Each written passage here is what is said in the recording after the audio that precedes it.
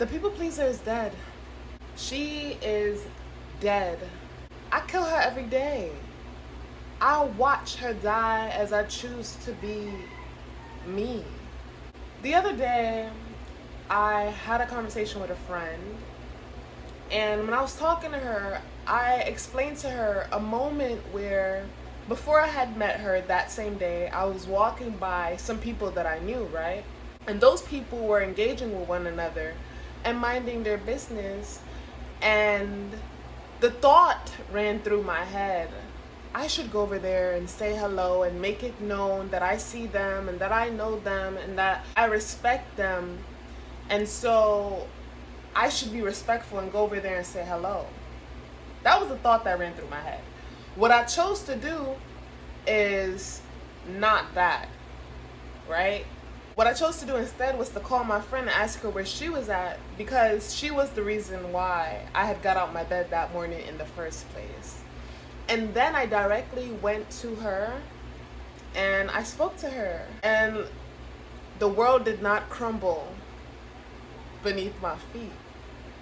Yet when I was talking to her, I was just explaining to her that I had that moment where I was like, oh, I should go out of my way to go smile up in these people's faces and make fake conversation so that they could see me in a certain light, when those people saw me see them, see me see them. So if they wanted to say hello to me, they could have greeted me first. And I'm not saying that people have to greet me first. That's not what this is about.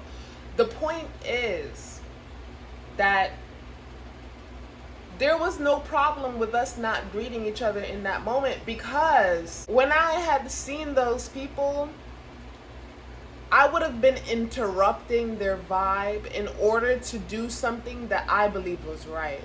Right? It's not like they were just sitting around casually chilling. They were all engaged in the activity, and had I listened to the people pleaser that used to exist in me, I would have went and interrupted them thinking that I'm doing the right thing, to say hello to them, to then have false conversation, when all of that is unnecessary. All of that is unnecessary. I skipped all of that. Before the end of the day, I greeted those people. Yet I greeted them in another instance that was more closely knitted, where it felt more comfortable. For those who are new and who have never seen me, my name is Yola, and I'm 27. And I want to talk about how I'm no longer a people pleaser, the process that I went through, and how I've reached this new stage in my life. I would like to start this segment from my household, right? My childhood. Well, in my household and in my childhood, I was often told that it's important for me to put myself in other people's shoes. It's important for me to know how I make other people feel. And in a sense, I was basically taught and raised to believe that the way that other people feel is my fault. Yes. I was raised to believe that whatever I do impacts other people, so I must think about what I'm going to do because it's going to impact somebody else, right? And you don't want to impact that person negatively. Yet, what ended up actually happening is that type of upbringing led me to be, in the past, an overthinker, right? Because when you're taught that what you do, what you say, how you show up, how you act, and all of that causes other people to treat you some way, see you some way, and or to be some way. You're like, oh my gosh, like I have to bend over backwards, I have to walk on eggshells, I have to hold my tongue, I have to make sure that like I keep these people happy. I have to perform and become this perfect version of a self, right? Because it's not myself. It's this version of a self. And the self, let's break down the self. The self that I had to become is the perfect performing daughter, right? The perfect student with the best grades, right? The perfect friend, whatever that means, right? The perfect cousin, the perfect, all of these things. And the truth is, I'm imperfect. I will always be imperfect. I would never be perfect. Yet, because of how I was raised, I believe that there was this standard that I kept falling short of, right? Because I would be myself. And by being myself, I wasn't at that standard that was necessary, the standard of constantly caring about how I impact other people, how other people view me, basically pleasing other people. Honestly, when I think back on my past, there's a few phrases that come up that I used to cringe internally towards. For example, one of the phrases my mother used to love to use is, "I have a bone to pick with you." My mother is Jamaican. I was raised in a Jamaican household. The moment I hear, "Me have a bone to pick with you," I'm like, what did I do now? I kid you not, I felt like every week there was a bone that had to be picked. Every week there was something that I did wrong. There was somebody who had a comment about me outside of the family, and that reached my mother, and now it's my fault, and I have to change, and I have to go apologize. And the amount of apologies that I've given, can I just clear the air real quick and say I did not mean any apology that I've ever given. I didn't mean it. I did not mean it. I kid you not. A lot of the apologies that I gave because I was forced to. I didn't feel bad about what I had said. Majority of the time, what I had said was the truth. And I'm not going to say that I said it in the best way. I'm imperfect. And with me being imperfect, there's so many phrases and so many ways that people outside of myself are going to perceive me. And that's okay. Because at the end of the day, like, I'm me. Like, not everybody's supposed to like me. I don't even want everybody to like me. Like, what? That would be crazy. That would be crazy. Anytime I would hear her say she has a bone to pick with me, I would be like, oh. Because the bone was never a small bone, right? It was always a full lecture.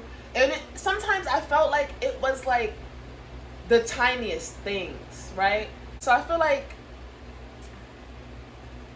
when I was really young, let's say before 10 years old, if my mother had a bone to pick with me, it was based on how I acted. If I overreacted and I was very emotional, then that was a problem for her. How I dressed, that was a problem for her. Who I spoke to, how I spoke to them, the tone that I used with them, if I rolled my eyes at them, all of those factors would come back up, and I would be,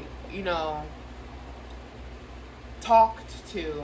The word I actually want to use, forget talked to, is reprimanded, meaning that there was some type of backlash for my having been me in the moment. Whether I defended myself, I stood up, I said what I had to say, because I've always been that girl, always been that girl. So let's say that those three were the bones those were the initial bones that would often have to be picked with me. Now, trust me, right now, that could sound like a little bit, but there's probably so many more bones that I'm like not recalling right now in this moment because I'm so detached from that old way of being and from that life that I have already lived. Other bones would be what family members thought about me, how they saw me, what they said about me, how they felt about me.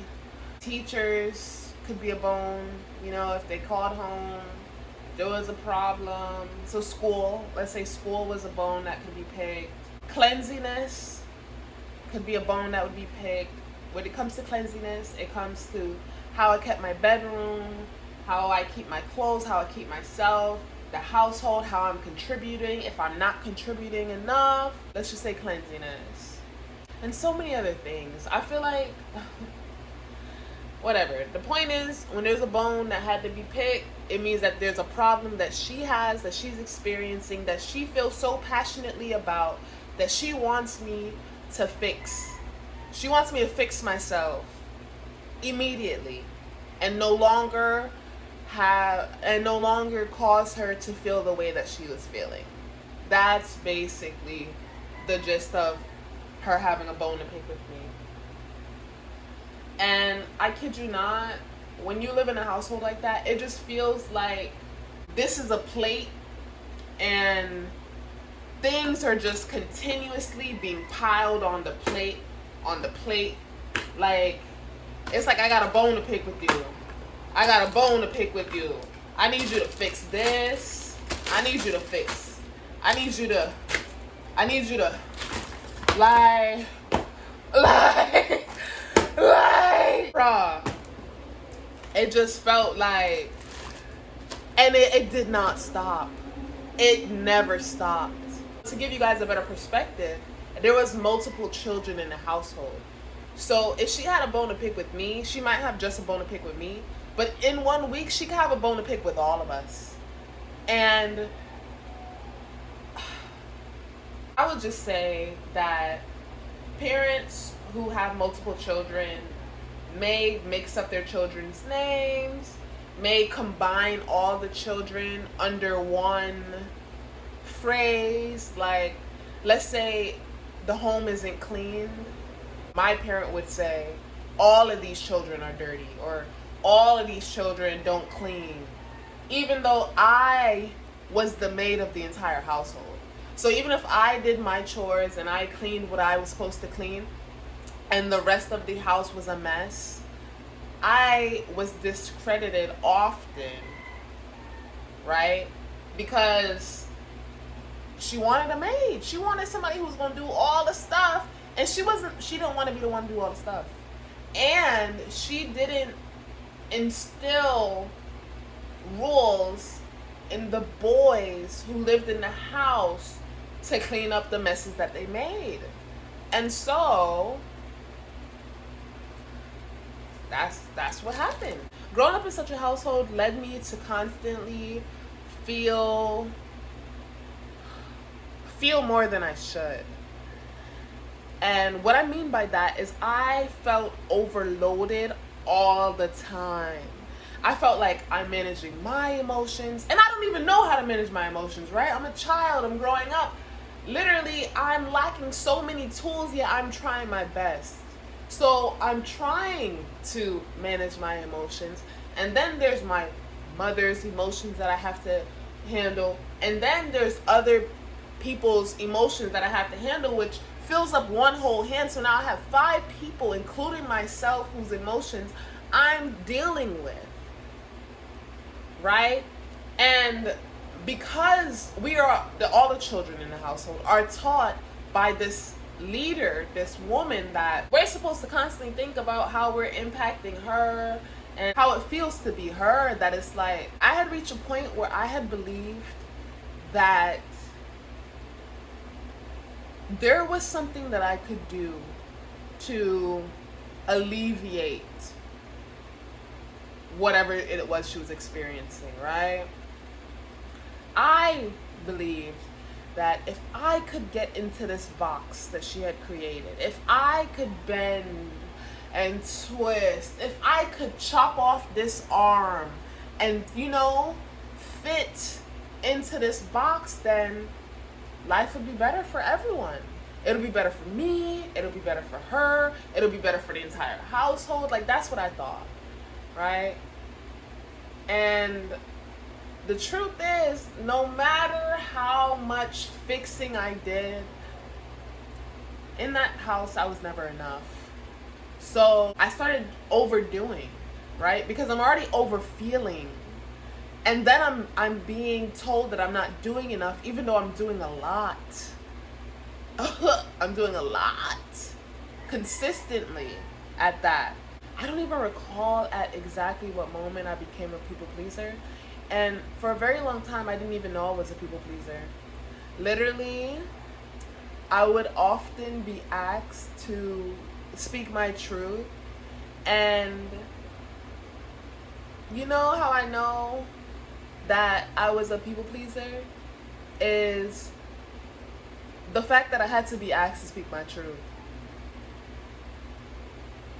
That's deep. That is deep. For my parent, who has known me since I was a child, like a little tiny little seed, for that parent, right, to have to ask me to tell them the truth after I immediately give them an answer. Let's say they ask me a question like, hey, like, do you like this shirt on me? And I'll say, yeah. That's the answer, right? Because that's the people pleaser. Immediately it's like, yeah, I don't want to fight you. I don't want to, literally, if I tell you my opinion and you're not agreeing with it, then I'm a hater. That's the words that I have had come out of my parents' mouth to me. Oh, you're just a hater. I'm in high school now, right? I'm 14, 15, and I'm old enough to decide what I wear to school, to know what I like, and to know what looks good and what doesn't look good, you know? And my parent is asking me, hey, do you like this on me? And I'm like, yeah, I do, you know? And I'm not gonna lie, there's so many times where I said yeah, and in my mind I was thinking, I wouldn't wear that, or I don't look the best, or you got anything else, you know? And somehow I just said yes to just like, I would say yes if I didn't want to say no. That's what it was for me. Like, there was no maybe for me. It was like, give an answer of yes or no. And no really wasn't an answer that was accepted from me by others, period. It's almost like if I said no, I was the villain. No. And it's like, oh, like, literally, it was like, I couldn't say no. Like, for real, it was given, you don't pay enough bills in this household for you to be telling me no. That's what it was given. So I became a yes woman. Like, yep, yes. And that's another thing too, is I remember my mother had this thing where when she would call us, right, she didn't want us to say what. When people call me now, like they call my name, I do say yes instead of what, depending on who they are. Like if they're elder, I say yes. If they're a friend, I'd be like, what? Or I'd be like, yeah, what do you need? Like, yeah, in my house, I used to just be like, what? Because I know that you're asking me to do something. I know that you're wanting me to do something. And it's like, what is it? Like, what? Yes. Yes is what she wanted to hear. Yes. So, enough years, I became a yes. Yup. Uh-huh. Mm-hmm. Anything in agreement with what it is that she wanted. When I think back to that version of myself, I think about the amount of times that, like, I was told something and my entire soul was screaming no.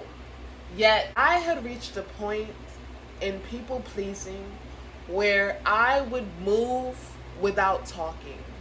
Like, my parent could call me, and not just my parent, neither. Like, those who grew close with me, friends, teachers, whomever, if they asked something of me, they required something of me, whatever, they could literally give me an entire list of things to do. I would not write it down with a pen or anything. I would have it all in my memory, and they'd be like, you're good to go do that, right? And I would just walk away. Like, I wouldn't say yes, I wouldn't say no, I wouldn't say maybe. I would literally just go and begin on the entire list that they gave me. Literally, I felt like, thinking back, that is so crazy that I was like a robot. I was like a robot, for real. It's like, you call me, I would come, you dump all the stuff in my hand, ask me if I'm good, and I'll be like,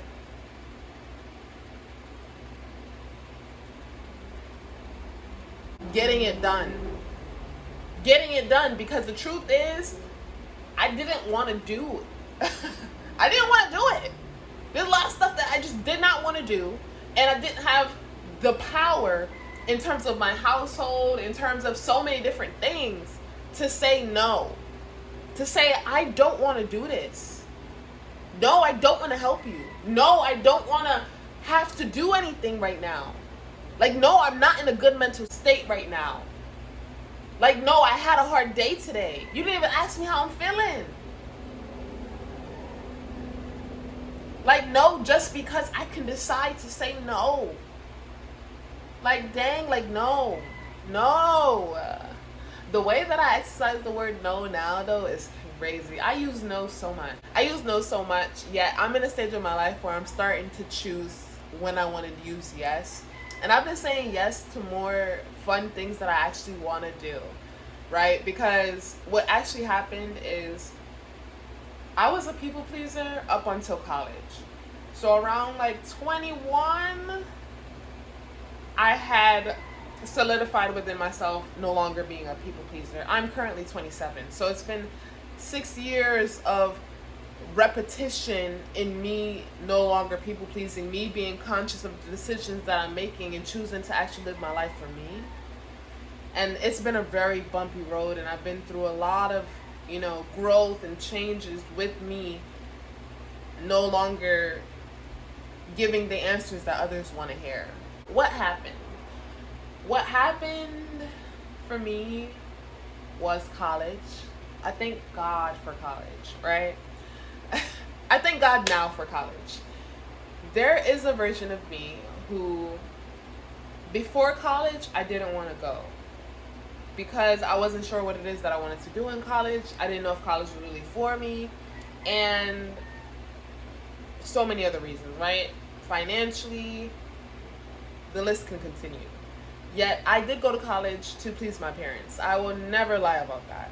That is something I will continue to state because that's the truth.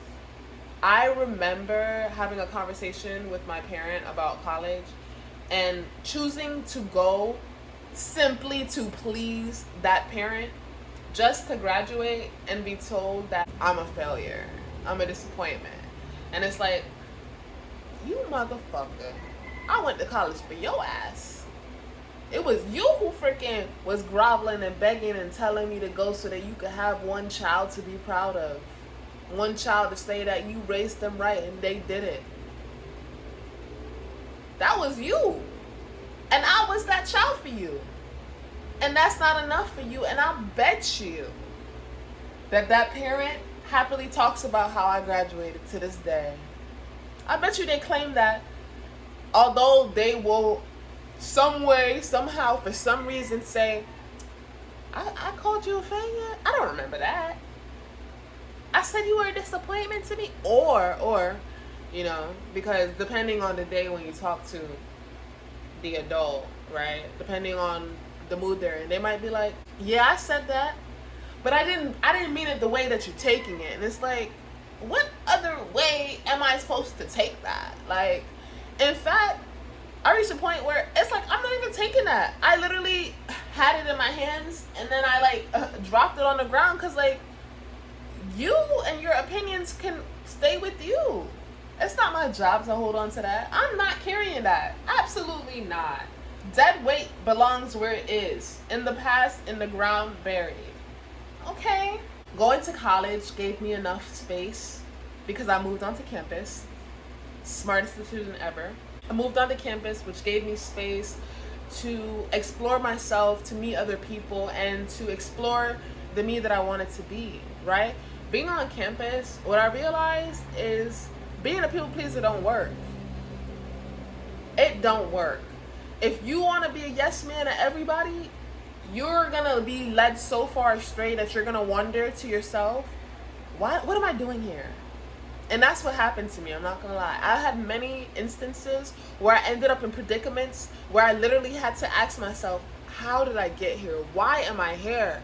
And when I backtrack, it's like, because you're saying yes to this person, you're saying yes to that person, you're saying yes to this person, you're saying yes to that person. You think this person your friend because they were nice to you and they asked you to do something and you did it.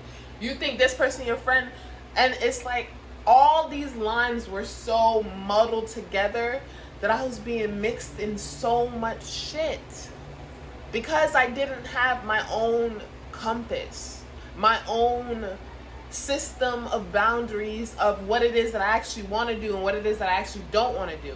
I was doing things that I don't want to do and things that I want to do, and it was all mixing and just it was a mess. It was an absolute mess. That led me to be like, like I'm not gonna have another year like that. Like, what do I need to change? Which then led me to developing a type of structure where my second semester on campus, I found a clique of girls who I believed were, good girls in the sense that, they all went to classes, they maintained their grades, they loved, to take care of one another, and it was like 6 of us. By joining a clique, that gave my life more structure. It means that I couldn't go everywhere with everyone because I had plans with my friends, right? I found my clique of friends. We're going to the basketball games together. We're going to the football games together. We have lunch, breakfast, and dinner together. One of us, 2 of us, however, we have a group chat on our phone. We're texting here, we're texting there, we're texting there. And if I'm not with them, I'm in my room, right? And while I'm in my room, I'm figuring things out for myself. So that honestly allowed me to start exercising the word no under the premise of I already have plans. So it's not even like no because I'm choosing no, but it's no because I'm not available. And that worked, right? That shifted my life in a way where I wasn't in as much stuff as the first semester. The first person who actually jump-started my end to being a people pleaser was one of my best friends from high school. Now, this best friend was very headstrong, she was very fiery, and she was very she was that girl, right? In high school, she was definitely that girl.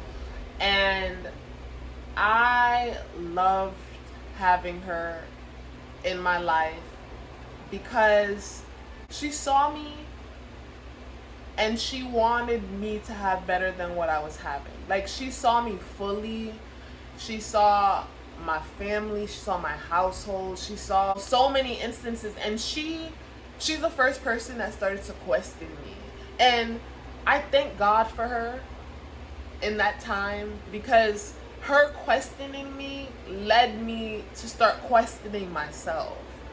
And that's a good thing in my book. It's a good thing to question yourself and to question if you're being who you really want to be, if you're doing the things that you really want to do, if you're enjoying your life, because we only have this life. I remember with her, she would tell me stuff like, don't do that. And when she would say don't do that, she means like, you don't have to do whatever it is that that person just told you to do. Because she saw that I was robotic, I was very submissive, I was very quick to just solve whatever problem seemed to be in front of me. And I wasn't a fighter. I had lost the fight in me over the years of this continued verbal battery and all the various other forms that abuse comes in, mainly emotional and verbal. In a way, I felt like she was a blessing that stepped into my life around 10th or 11th grade. And she really helped change me and my life. She was the beginning. She was the one that was like, don't do that. You don't got to do that. Tell that person you ain't doing that.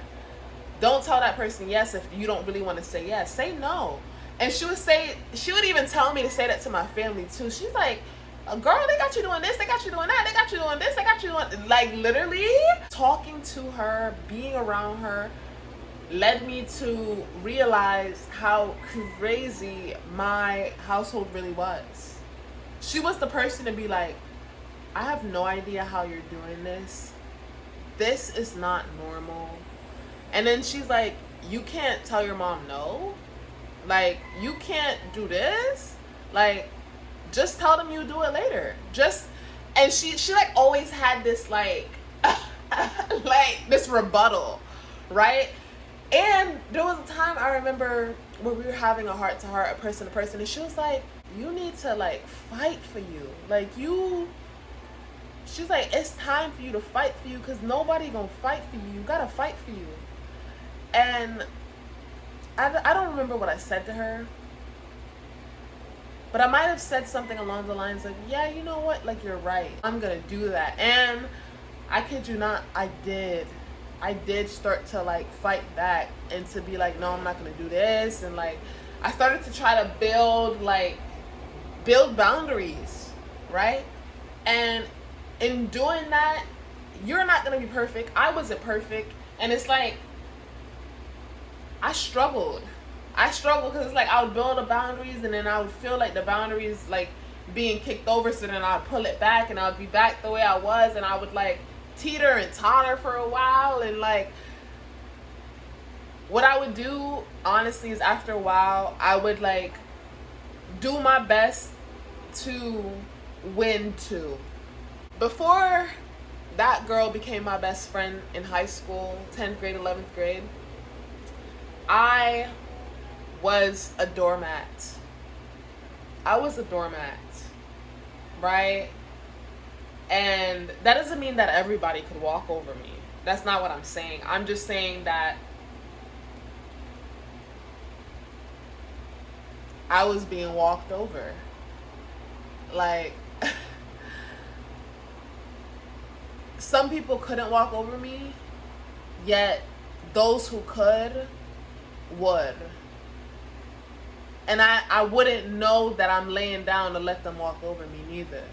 Like, I didn't have the capacity to understand that's what was happening, right? Because I didn't even understand how I was being, because nobody could tell me how I was being, because nobody was really close enough and was really, really my friend.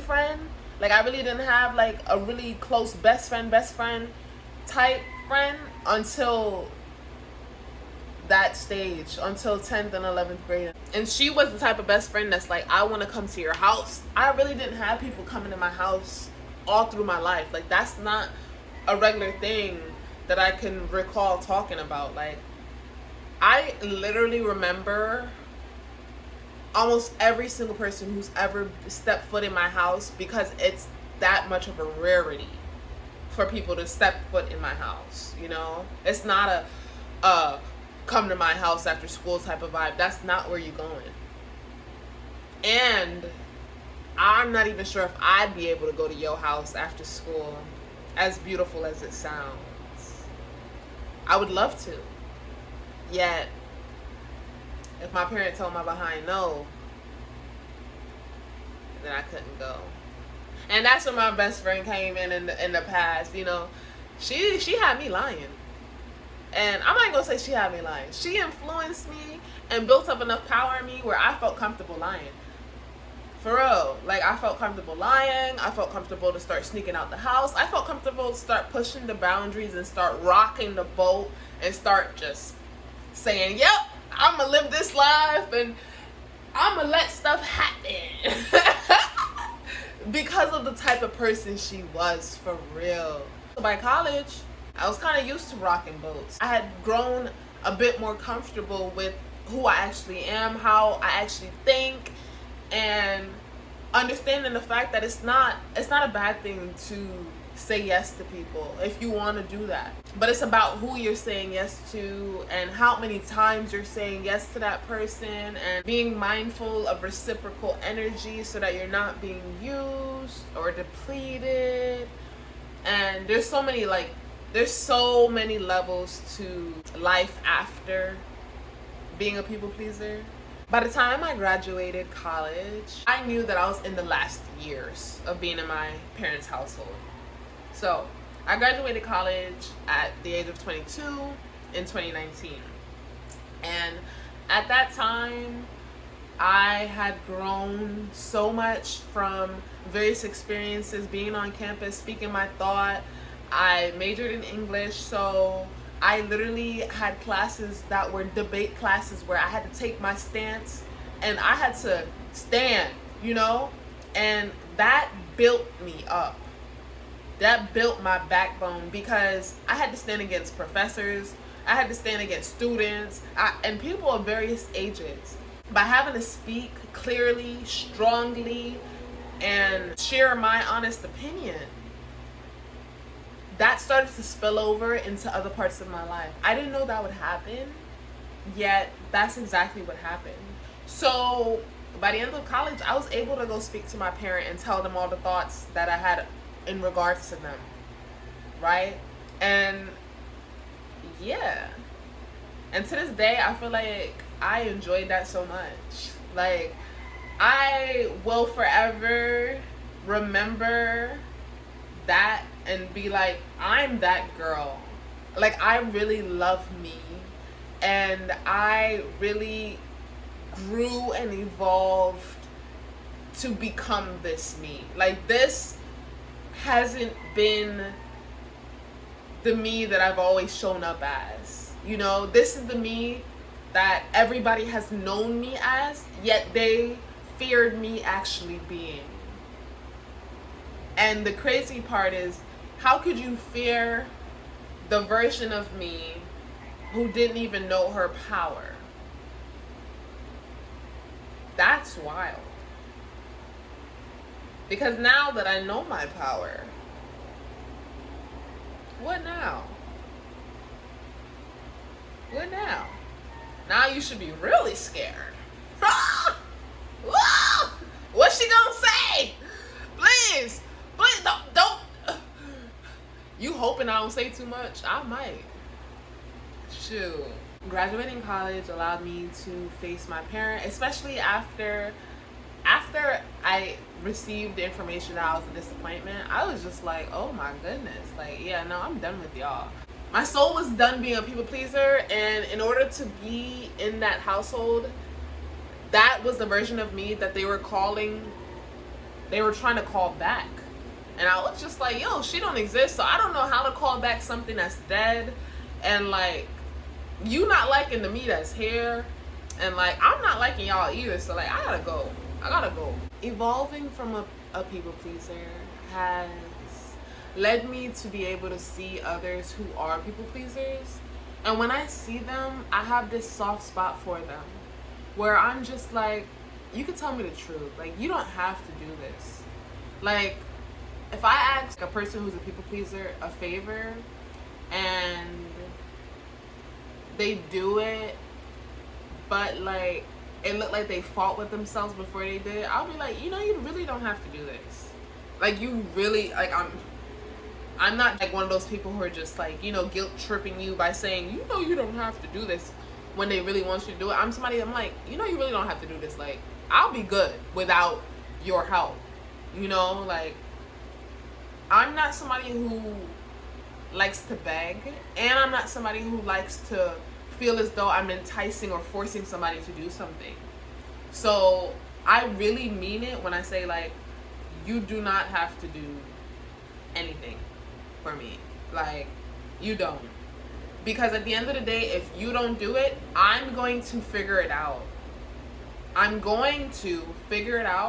Or somebody else is going to do it quicker, happier. There's just so many ways to get things done.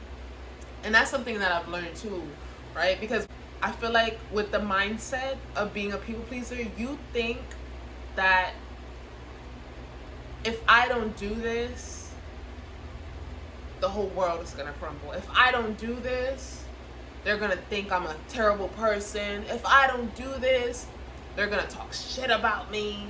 They're gonna hate me. And you're thinking like so much. Yet the truth is, it's okay.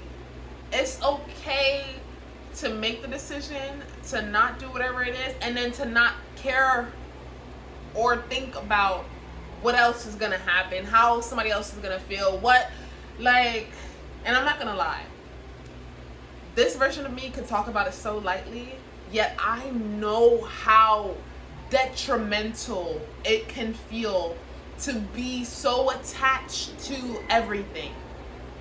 It's like you're so on edge as a people pleaser. You're so connected. Like, you know that when that person raises their eyebrow, they have a problem. You know when that person huffs their breath, they're mad. You know so many details that it's driving you wild.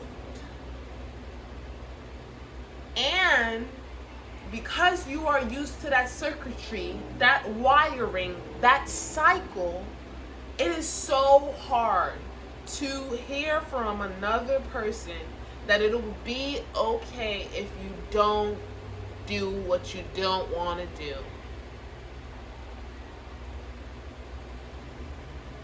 It sounds crazy. It could sound like, are you sure the world's not going to blow up? Are you sure they're not going to make my life a living hell? I can promise you the world's not going to blow up, right? Because we are 1 out of 8 billion, and I'm sure there's a lot of the billions of others who are doing what they want to do, saying what they want to do, and probably doing a lot worse than you are. Trust me. Trust me, and the world hasn't blown up. So, relax on the world blowing up part and just believe that it'll be okay. And believe that you deserve. You deserve to be loved. I deserve to be loved. And all that means is I deserve to say no, because I just don't want to do it. And I don't even got to tell you why I don't want to do it. The answer could just be no, and then there's a period. No explanation. That's another thing too, because what I realized is between my transition from being a people pleaser into being who I am today, which is very much me, there was a point where I used to say no because. Now, this version of me, the answer is no. There is no because. And it's crazy because what I realized is a lot of people really do want an explanation. They believe that they are owed one. They deserve one. And the truth is, a lot of people don't deserve one. Literally, there's a slim margin, this very slim margin of the 1% of people that I believe deserve an explanation. At this point in my life, especially. If I say no, that's it. That's it. And it makes me be like, who is she? She is me.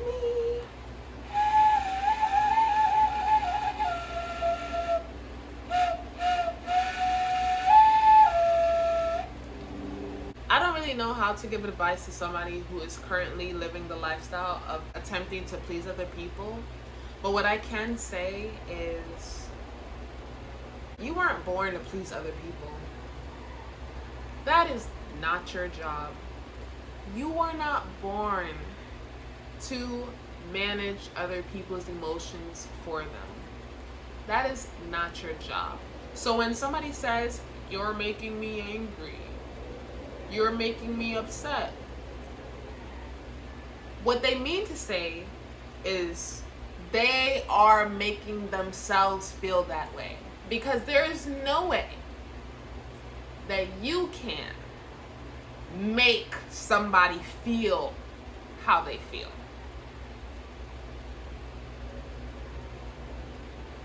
Honestly,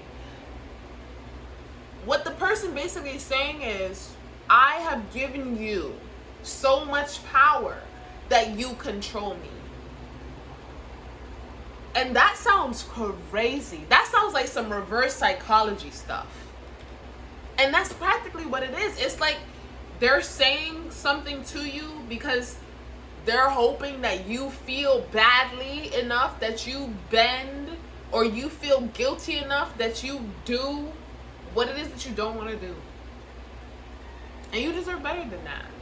You deserve people who manage their own emotions. You deserve people who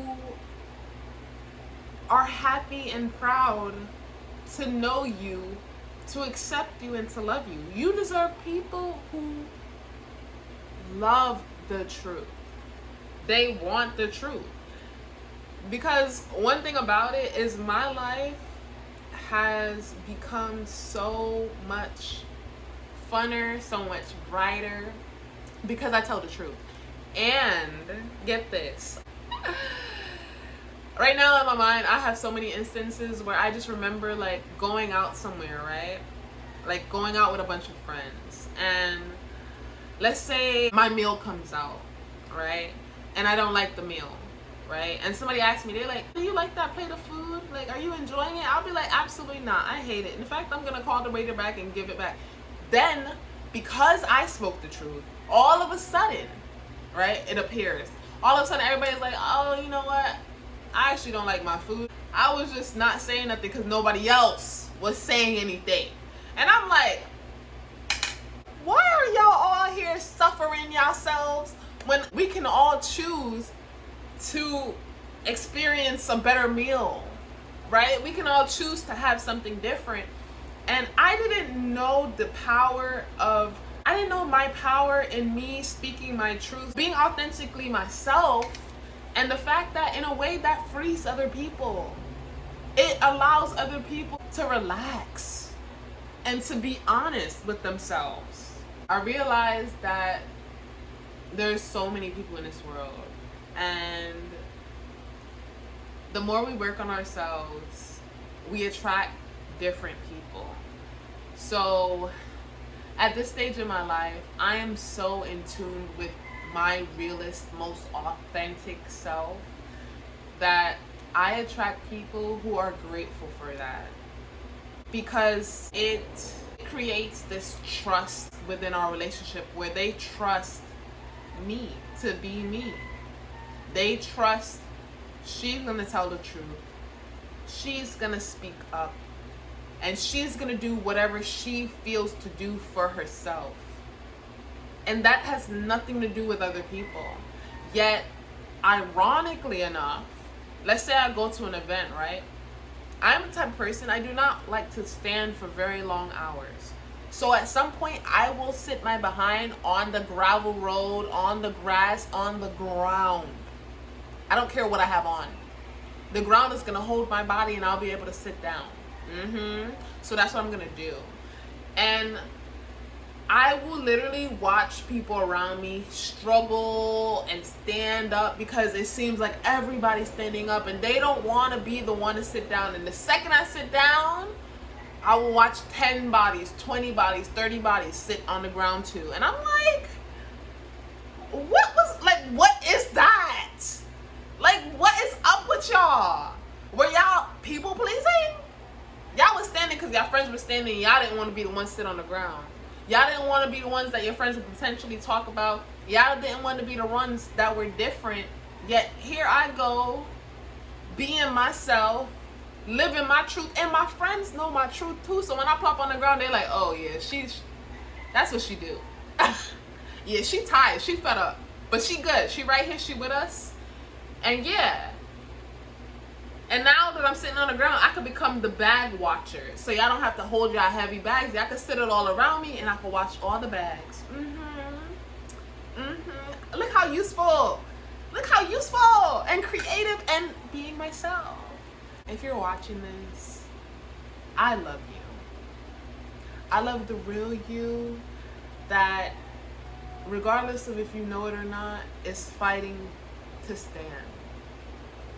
I know you might feel tired, and I know you might not even realize how far along the journey you have gone to reach the point that you are currently at, right? Because I truly didn't know how far and how deeply I went into being a people pleaser until I had somebody start to pull me out, right?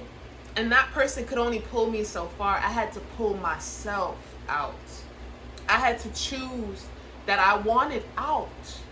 And I had to choose to make the hard decision to speak my truth. This is your life. And this is my life. And I'll be damned to let anybody outside of me decide what I'm gonna do, how I'm gonna feel, how I'm gonna speak, what I'm gonna say, what I'm gonna wear. Because I did that for way too long. I plan to keep uncovering who the real me is. I don't know how much I said. I said a lot.